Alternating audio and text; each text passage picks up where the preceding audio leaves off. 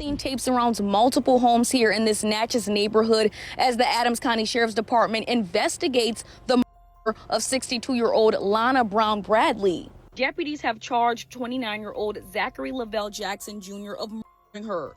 Former co-workers confirming this is her son. She was a great lady, great friend of mine. I'd say my daughter, because she was just like a daughter to me. And my kids tell me, Mama, don't take it so hard.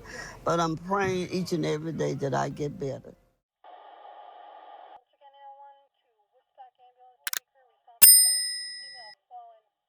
Today we're going to be back in Natchez, Mississippi, where I did a story a few weeks back about a beloved educator, Lana Brown-Bradley, who was unalived by her own son on April 4th, 2026. What was already reported as a gruesome crime became even more disturbing after 29-year-old Zachary Lavel Jackson Jr. preliminary hearing on April 28, 2026. On that date, more information about the day he took his mother's life was laid out, and the details were hard to hear. On that April 4th day, when law officials were called to Lana's home to do a welfare check, it was clear that something was just not right. Lana's oldest son had called the sheriff's office because he was unable to reach his mother since the previous day. Her son said it was completely unlike her not to call or answer her text messages or to get back in touch with him, so he felt in his gut something was wrong. Besides Zachary, Lana's middle son also lived with her, but was away working during this time. Officers headed to the home that very day, and loved ones of Lana's also came to the home as well.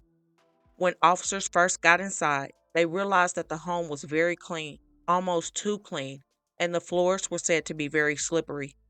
Besides that, the home had a very strong smell of chemicals and cleaning products all throughout the house. Lana's oldest son said this was definitely unusual for Zachary to be cleaning up the house like that, making the situation more worrisome. Once law officials got downstairs, they heard a lot of water slashing back and forth coming from the bathroom, and that is where they found Zachary and saw a strange black substance in the toilet. The deputies could not make out what it was, and it looked like something that was not natural, raising a high level of concern. It was at this point that the lead sheriff ordered a full search of the area, since the home sat on about 2 acres of land and was surrounded by a heavily wooded area with a bayou and creeks. This is when the sheriff also called for help from the Mississippi Bureau of Investigation because time was of the essence, as a storm was rolling in and evidence could get lost. The family were said to have gone left in the search, and the deputies had gone right as they canvassed the area to see what they could find. It was not too long before someone started screaming, "It's a head, it's a head," and it was at that point that everything changed in the search. According to law officials, everyone was kind of frozen in time because they couldn't believe what someone had just found. Not only was Lana's head found, but also a suitcase that sadly had her body parts in it. Things would only get worse going forward because when they had the toilet removed and checked the pipes, the unknown black stuff was said to be her flesh. New details tonight about the brutal murder of Lana Brown-Bradley. Her youngest son accused of her, but it's what investigators found after searching for the retired educator that is so shocking. Welfare check on Melanie Road in Natchez on April 4th has shaken this historic city on the river. That night, I felt like changed every last one of us. Longtime and respected member of the Adams County community and retired educator Lana Brown-Bradley was dead. But that's not all. It's the way she died. This was one of those cases that you will never, ever forget in your life. I can say what was in the toilet, and it was her flesh. He chopped her up in pieces. He dismembered her in a way where he knew that whoever came looking for her were going to have to do their due diligence, and they were going to have to go above and beyond to find her. And that's what we did.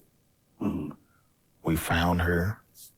We found where he started to dispose of her at, and we had to get excavators out to get the rest of her. So he spread her body parts over the property? No. He had body parts in the suitcase, and then he flushed the rest down the toilet. He took his time and he dismembered her in a way where he can discard the pieces down the toilet. So they were small pieces? There were a lot. And I'm not trying to sensationalize what he did, but that's just what he did. Now, what is allegedly said to have caused him to commit such a heinous act was his mother was going down to the courthouse the day before to have him evicted out of her home. His behavior had become unstable, and Lana feared for her safety with him in her house. After what he is accused of doing, she had every right to feel the way she felt and wanted him gone. Authorities believe Jackson allegedly killed his mother and cleaned the scene while his older brother was at work. Because just a day before her body was discovered, Lana Brown-Bradley filed a formal eviction notice to Jackson. During his preliminary hearing, he was walked over to the courthouse with the army of law officials surrounding him, and once inside, it was said that he was very talkative in the courtroom. According to what was reported, he also waived his preliminary hearing, meaning he voluntarily gave up the right to an early court proceeding where the prosecution must prove there's enough evidence to go to trial. If he had not waived his preliminary hearing, the court must hold the hearing within a certain amount of time to determine if there's enough evidence or probable cause to send the case to trial. This forces the prosecution to have to present witnesses and evidence, allowing his attorneys to lock in testimony, potentially identify technical errors, or cross-examine officers. It was a good thing that he made that choice after what he is accused of allegedly doing, because the details are so disturbing. So he possibly could get a plea deal, or the case will go directly to trial with the current evidence they already have. Whatever the case may be, Zachary will most likely remain behind bars for the rest of his life, because if he could do that to his own mother, there's no telling what else that he would do. It is a very sad and very tragic situation. She was a mother who adored her children and wanted nothing but the best for all of them, and it's just earth-shattering that her own son would do her the way he did. I can't even imagine what her older children are going through, knowing that the little brother I'm sure they were raised to love did something like this. My thoughts and prayers continue to go out to the family, and I pray that full justice be served for the life that touched so many people in a positive way. Don't forget to let me know your thoughts. Also, don't forget to comment your prayers as well, and hit that like button and share to make your people aware. And as always, remember to stay woke. Things change quickly.